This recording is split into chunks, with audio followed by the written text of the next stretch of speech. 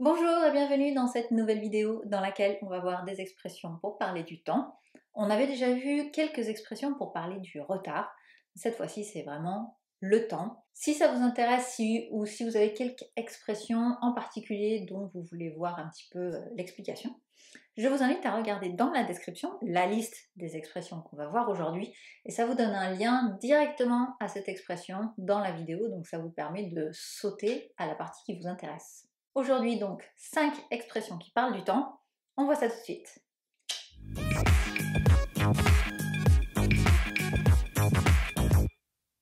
Première expression, time flies. On peut très bien la visualiser, le temps qui vole. Quand on vole, on va toujours plus vite, donc time flies, c'est une façon de dire le temps passe vite. Un petit exemple, time flies when you're in good company. Le temps passe vite quand on est en bonne compagnie. Donc retenez bien cette phrase très facile à caser, time flies. Deuxième expression, a lifetime ago. Alors ici, on a ce ago dont je vous ai déjà parlé dans une autre vidéo et justement, a lifetime ago, c'est bien une durée suivie de ago. Donc on va l'utiliser pour dire il y a très longtemps. Donc c'est toujours dans le passé, quelque chose qui s'est passé il y a longtemps. A lifetime, c'est une vie entière, le temps d'une vie. Donc c'est une façon de dire il y a une éternité. Un exemple, the last time I spoke to her, it was at university. Oh, it seems like a lifetime ago. La dernière fois que je lui ai parlé, c'était à l'université. Ça m'a l'air d'être il y a une éternité. Donc encore une fois, une expression assez facile à réutiliser. A lifetime ago. Troisième expression, once in a blue moon. Alors je vous laisse un petit peu l'imaginer celle-là. Once, donc une fois, in a blue moon. Sachant que une lune bleue, pour autant que je sache, ça n'arrive pas particulièrement souvent. Once in a blue moon, ça veut bien dire très rarement. Un petit exemple pour illustrer ça. We only talk to each other once in a blue moon. On ne se parle que très rarement.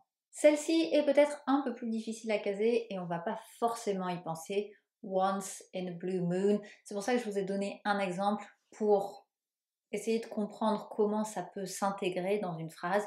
We only see each other or we only talk to each other once in a blue moon. We only go on holiday once in a blue moon. Donc on va souvent avoir ce only aussi au début qui met en avant que ça n'arrive qu'une fois, que c'est seulement ou que très rarement. Only once in a blue moon.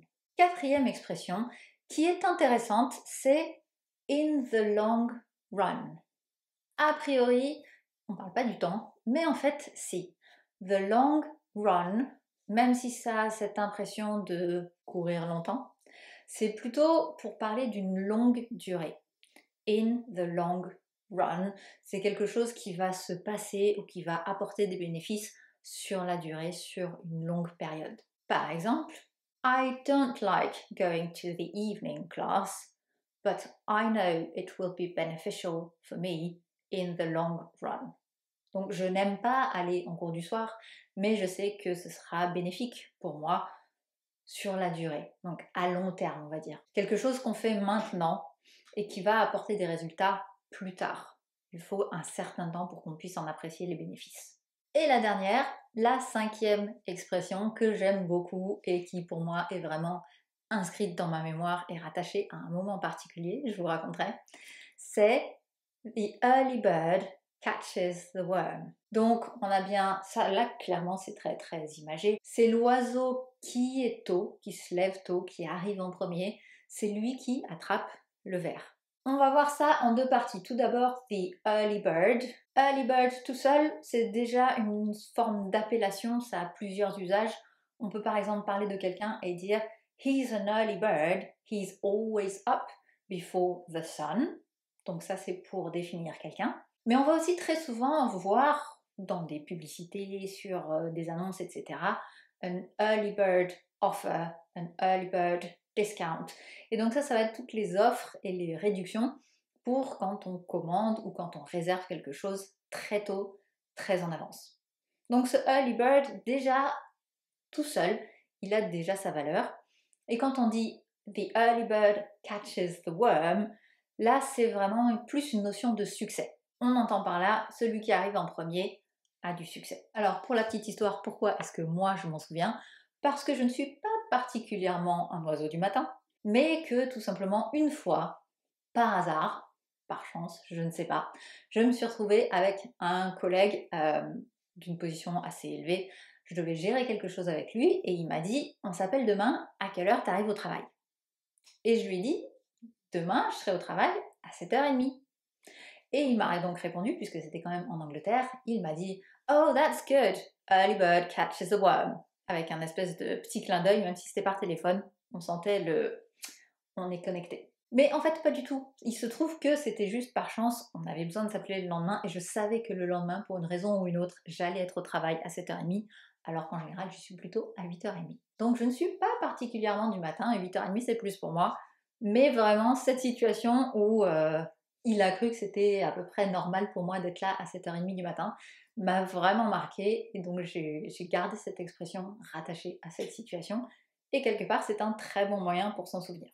Donc vous l'aurez peut-être remarqué, cette expression, contrairement aux autres, ne fait pas vraiment partie de la phrase, c'est un petit morceau qu'on rajoute en plus, un petit clin d'œil. On pourrait avoir, par exemple, pour sortir un petit peu de mon histoire, I'm always early at the cinema to get the best seats. Early bird catches the worm. Pour dire, donc je vais toujours très tôt au cinéma pour avoir les meilleures places, les meilleurs fauteuils. Early bird catches the worm.